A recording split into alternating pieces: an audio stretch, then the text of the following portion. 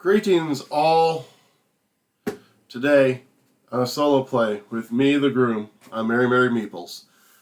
We are going to be playing Aldabas, Doors of Cartagena, a game coming to us from Grand Gamers Guild, designed by Mills and Levin, art by Juan Vargas. Alright, let's see what's going on here. Let's set that right there. So I'm just finishing my setup. So Aldabas is a game where you're going to be building out a grid in front of you. I am set up obviously for the solo, as this is a solo playthrough. You'll be placing cards out to build a grid, triggering effects, trying to have the most influence of the different types of people, which you can see on this card. There's 5 different types. Trying to have the most influence of those people to score, and the scoring is different for each person. Changes in a solo one. So this is the AI. They're going to, every turn, they're going to claim a door based on a mathematical equation, which I'll get into when it's their turn. They will then, if they have more than 3 doors, place a door. They work left to right, top or bottom to top, and then you trigger their abilities. I have the rule book right over here for myself because the abilities that normally we trigger are different for the AI. So I have that here so I can remember, because sometimes I don't remember things. And then they're going to discard this card, and then the row will refill. So we'll refill after they buy a door, or claim a door, and after this. So 2 cards are going to be getting cycled through here in a turn. My turn works exactly the same. Endgame scoring, however, I only score for myself. His score doesn't matter. However, I will be comparing my influence to his influence, and normally whoever has the most scores one way and the second most another way. Only the most matters, so if I come second, I score nada. Nothing. Ziltaroony. Alright, and then they have a little table here that I can check to see how I fared. A lot of that will make more sense as the game goes on. So my first thing I'm doing is I have a hand of 5 cards. I am going to stick 1 in my vault. And that's going to, at the end of the game, I'm going to reveal any cards from my vault, and those are going to count for my influence. However, that can be part of my block, so if something scores for in the block, it doesn't score for stuff that's in the vault. The AI does have 1 card in their vault. I do not know what it is, so that will just be like, surprise, you lost, or surprise, it didn't matter, or surprise, something else. I don't know what else it'd be, but it could be something. So, here we go. I'm going to stick that one under. And now I have the option, I can discard as many cards from my hand as I want, and I get a coin for each one I do in my purse. So you have a purse and you have a vault. Eventually you can add coins from your purse to your vault. If they're in your vault at the end of the game, they're each worth 2 points. And I am going to discard 2 cards to get 2 coins. So I'll just set them right here for now. Yeah. Alright, so now is the AI's turn, for they go first. So first they're going to claim a door. So what they do is they look at the influence value, which is the number in the corner. They're going to subtract it by the cost, and then if it's one of their goals, which is with these 3 cards over here, I will say normally when you play, these go above the dock here, but due to space constraints and video camera equipment, I put them off over here, but there is this blank space, so I know that they're not part of the market. Alright, so is there any of those Frankenstein hands? Nope. And there's none of these, so it's just going to be based on value. So this is 3, this is 2, this is 1, that is -1. If there's a tie, they take the highest value, but there isn't, so they take this 3. These slide down. And then they play their first card. Oh, I should get into placement rules because I did not. So when you place a card, there are 2 rules. There needs to be a card directly below or to the left of it. You have a 4x3 grid. So and this is your first one. So you're going to be putting 11 cards in. So on your first play, you can either play one here because the empty spaces around your grid do not count. So you can put one here or one here. So after this one, I can now put one here or here. I can't put one here yet because I need to have a card here. Also, doors of the same color cannot be orthogonally adjacent. diagonal is fine. So this ability of theirs has them place one coin from the supply on the newly built door, which that coin will now add one influence to that. That was not a good starting for me. So, not liking entirely what's in my hand, but we'll start with what's in my hand. So I'm going to play mine, which as you see looks almost exactly the same as his, but the way my ability works is I can move a coin from my purse onto there to add an influence. So we're now tied with influence. Wait, you know what I did not do? I did not discard that card. Good thing I didn't buy a card yet. There we go. Well, that changes something. Actually, I'm going to use my last coin to buy that card. So on your turn, you get two actions. You can either A, just take 2 coins. B, you can place a door and then trigger its ability and all the abilities of the doors that's touching it. Or you can buy a card free, 1, 2, 3 points. The game end trigger is when the row cannot be filled from there, all the coins are gone, or someone has completed their grid. After that happens, whoever triggered the end game finishes their turn, everyone else takes a turn. So that was my 2. I put out a door, I bought a card. Their turn. Alright, so we do have these 2. So that's going to be -1 plus 2, so that's going to be 1. This is going to be -2 plus 2, so that's 0. So this is 1, that's 0, this is 3. They're going to take that because it has the higher influence. Shift those down. He'll place out this card, so he triggers as normal. This ability has nothing, but this one is, he takes a coin and puts on the newly built card. And then before we forget again, that gets discarded, slides down, and replaced. Alright, so you'll notice I took a card, a specific card. I want this builder. He has a builder. So what this does, I'm going to place it. I now get a permanent 1 discount on the cards. I now can immediately buy a card. I have no money. That's alright though, because in essence these 2 are free. And I'm going to take this one.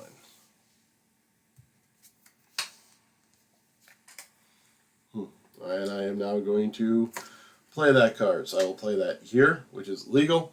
It's not above it. It's not touching the yellow. There's technically a card left to it, and there's technically a card below it. So this one allows me to look at the deck, or top 2, take one, and discard the others. I'm going to take this one because it's going to give me some coinage. And it's a red, so I can place that over here next to my yellow. I do need to look at getting some blue, because it's going to be very hard to do a checker pattern with that. So I put that down, which let me take that, and then I put that down, so that is my turn. Alright, so this Frankenstein hand, so this is 3 points. I don't think anything's going to top that. Nope. So he gets that one. And we place out that bad boy for him. So he's gone as far as he's going to go this way. Now he's going to start going across and then across. That one, again, has no effect. And it's touching a card that has no effect, so nothing happens. Those slide down, and it is, again, my turn. So I will play this card. You can trigger the cards in any order you want. So, of course, I'm going to grab my 3 money first. And now I'll be able to buy a card, huh? Endgame points are nice, but I need blue. So that's going to cost me 2. Did I have him discard a card? I did not. Why didn't you guys remind me? That gets discarded. That flips over. You know what? I'm going to still buy this blue card, though. And then we are going to play that blue card. So that gives me 3 money. This is my second action. So this is, I actually can put it on any building in my block. So we'll look at him. He's already got that. I'm looking pretty good with the Fishers. Let's go ahead and try and tie him on the builders. So that was that one. I already took my 3 coins. Now I get to look at the top 2 again. And discard one. I want to keep this blue because these bonuses do stack. And that was my 2. Alright. So this is going to be worth 2 points, 0 points, 1 point. So we're going to take the 2-point card. It's not good because I was really trying to do clergy in this one. Alright, that does no effect for him. Wait, no. Yeah, no effect. Discard that one. Alright, what do we got going on next? So I know this game seems like it may be playing pretty simple. There is actually a lot of thought that you need to do into it. I'm just not putting as much thought as could be because you really do want to look at the influence and then make sure that you have the scoring abilities. Because like the soldiers, which are these green ones, are going to score points for having nobles, the little red diamonds in your city. The fishers are going to be scoring points for influence in your hand. So if you think you're going to get them, you really want to try and get a bunch of cards in your hand so you can have that influence. Nobles are going to score for coins in your purse and vault. So you want to make sure you have the coins for there. Clergy is scores for the influence in your entire block. And then builders are for every non-builder in your block. So like you might get a bunch of influence in them, but if you don't have a lot of other cards, then that's not going to be that helpful. Alrighty, I'm in a bit of a pickle. Not entirely. I technically could put a blue card up there if I really wanted to. But I need a red one here. So yeah, actually, no, we're going to build up. Because there's a card to the left. There's a card underneath. So it's going to allow me... Let me look at my 2 I'm going to get first, though. Coinage is good. I don't care about that one. Alright. And then it will allow me to buy a card at a 2 discount. So I'm going to buy this one, which is 1 coin. And then my second one is I'm going to play that card. So what this one does is has an ongoing ability that whenever my soldiers move a coin, which there's a couple of different options. There's putting as influence on here on another card, or you can put coins in your vault. I can do 1 extra coin. So that triggers this one, where I get 3 coins. And this one, where I can buy another card with a 2 discount. So I'm going to be able to put blue or yellow there. I need a yellow for there.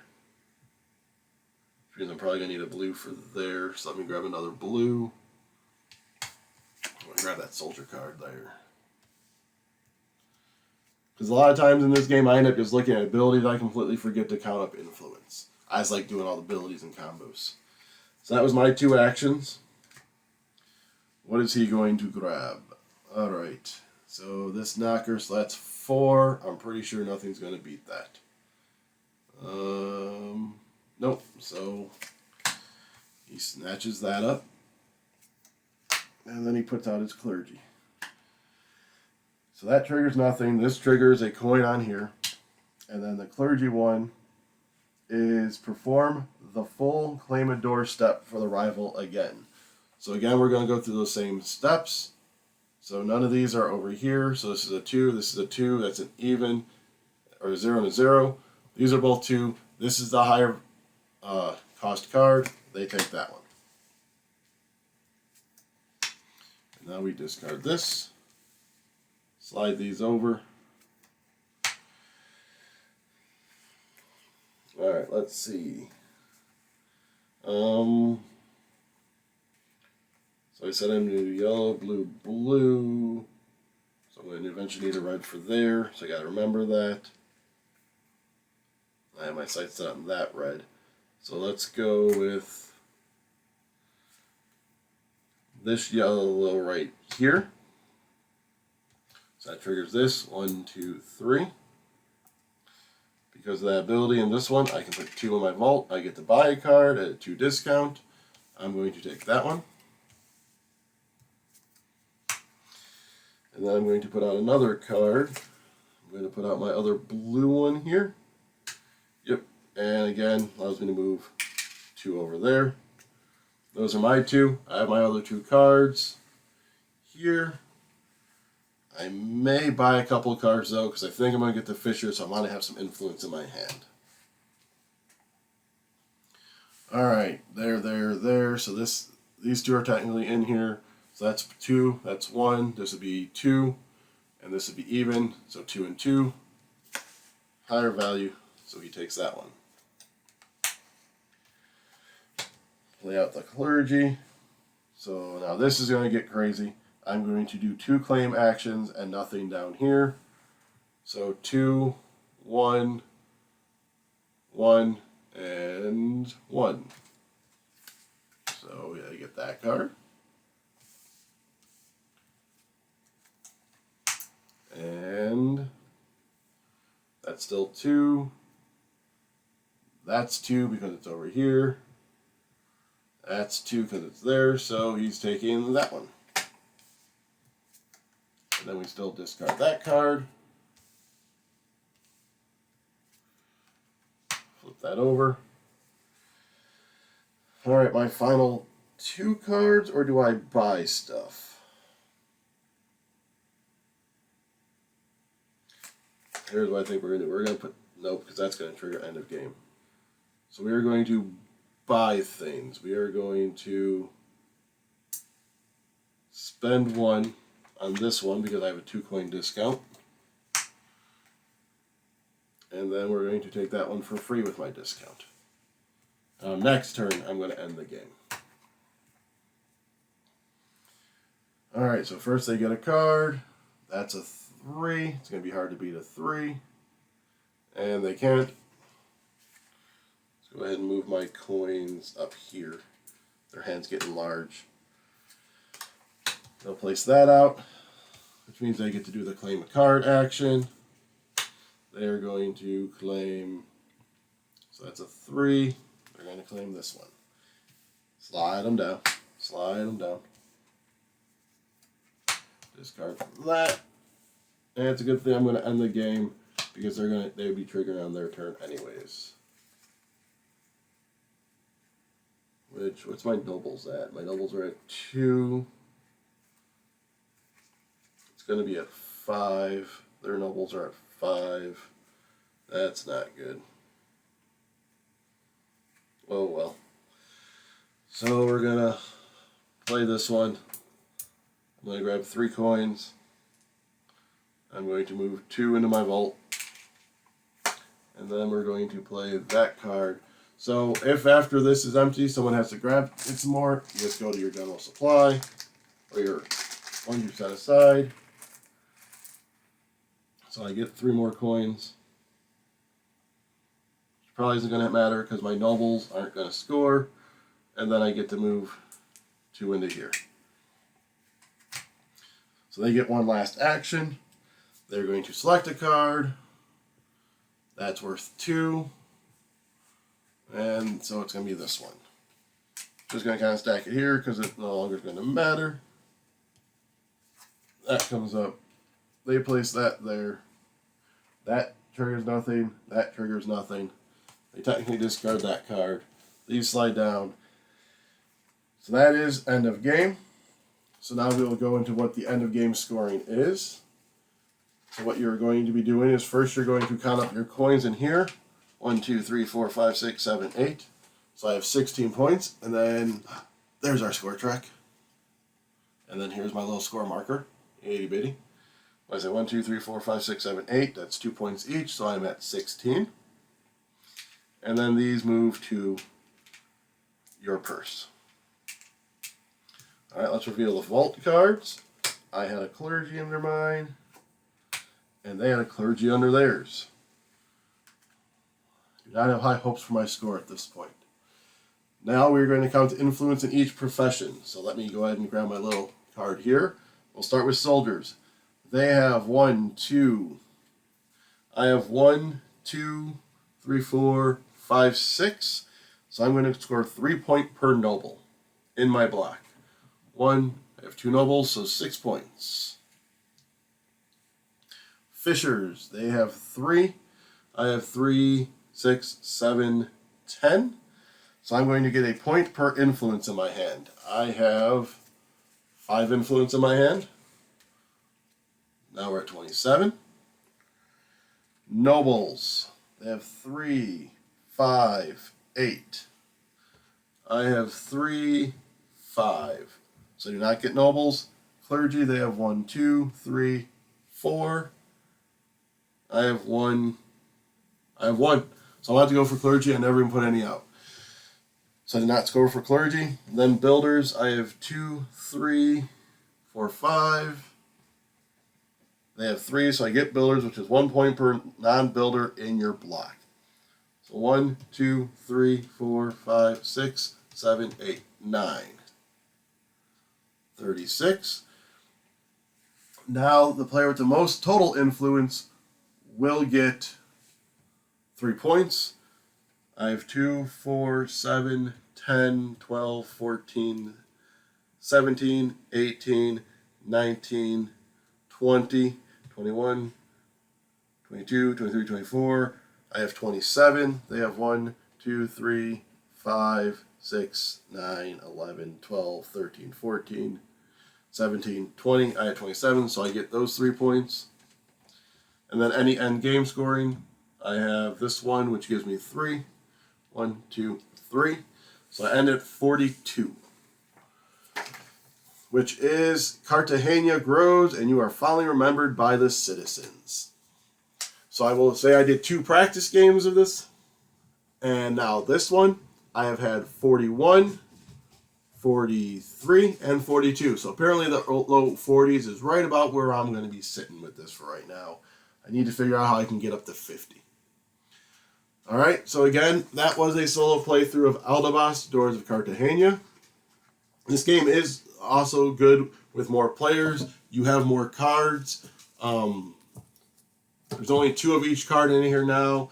There are other cards in there, and the fishers, the little rain droplets, they have an ability on one of them where you steal 2 coins from one rival's purse or 1 coin each from other rivals' purses.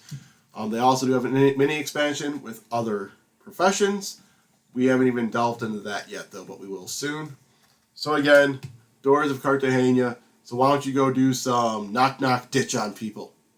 I kid. That's mean. Don't. No, no, no.